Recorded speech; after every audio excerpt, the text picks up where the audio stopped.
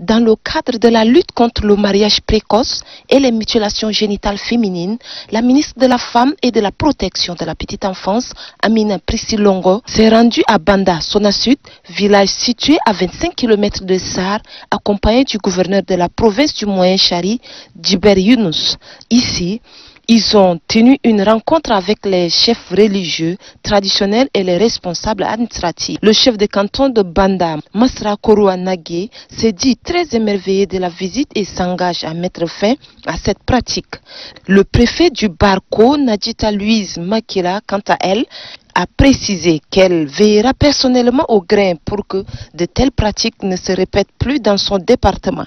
Juste après cette rencontre, la délégation du ministre de la Femme a visité les filles excisées, parmi elles Halime, une mineure de 7 ans.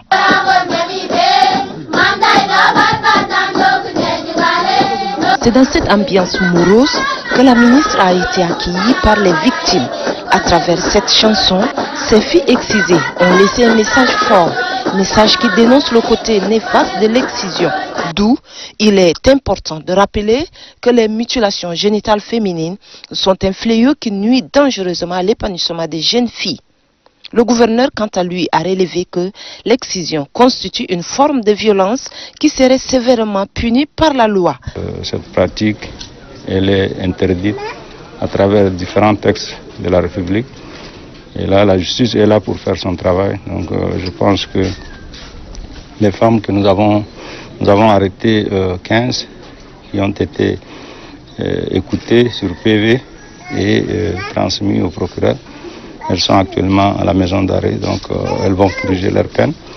Et je pense que cela donnera un exemple pour les autres, pour ne plus répéter cela. Face à cette situation préoccupante, la ministre de la Femme estime que pour mieux lutter contre les mutilations génitales féminines, les hommes sont directement concernés avant de relever qu'éduquer une fille, ce n'est pas enlever l'une de ses parties intimes. Après avoir visité les 65 victimes de l'excision, Amina Prissy Longo, au cours d'une rencontre d'échange avec les leaders des associations féminines et des organisations des jeunes, a livré un message dans lequel l'une des préoccupations majeures, mettre en place une microfinance sociale conformément aux instructions du maréchal du Tchad afin de développer des activités génératrices de revenus, impliquer les jeunes dans la lutte contre les mutilations génitales féminines et les mariages précoces afin de contrecarrer les pratiques néfastes dans cette province.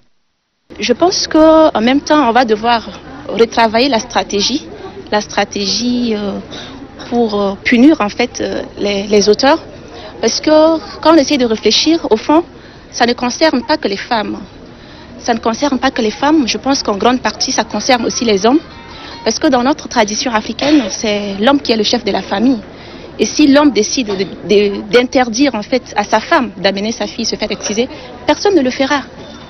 Pourquoi est-ce que les hommes sont prêts à dénoncer leurs femmes qui maltraitent les enfants, mais ils ne sont pas prêts à dénoncer quand les filles se font exciser? Parce qu'il y a une sorte de complicité quelque part. Donc on va ensemble, le ministère de la Justice ici est représenté par le directeur général, on va redéfinir en fait je pense les axes d'intervention et une meilleure, parce que je pense pendant beaucoup d'années on a déjà fait la sensibilisation.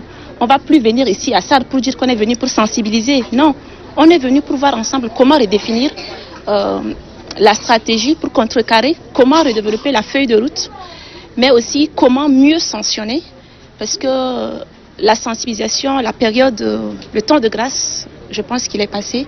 Et il faut qu'on mette ensemble nos énergies, nos efforts.